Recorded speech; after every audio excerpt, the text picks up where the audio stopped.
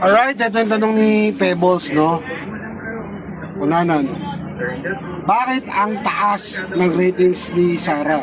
Eh, hindi naman nagtatrabaho. Nagmumura.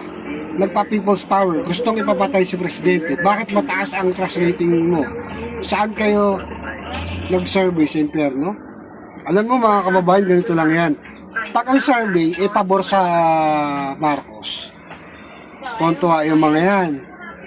Nag-negative 3. Diba? Nag-negative 3. Nag-iiyakan sila ngayon. Ang takin nyo ha, naglabas pa ibang vlogger ng ibang survey. Survey na hindi daw yun ang totoong survey. At bakit nagpapasurvey si BP Inday Sara? Hindi niya kailangan magpasurvey. Dahil alam ng taong bayan, alam ng mga kababayan natin, lalo-lalo ng mga OFW, alam nila na si BP Inday talaga mapagkakatiwalaan. Kumpara naman kay Marcos. Tignan nyo ha, nagbenta ng ginto, BSP.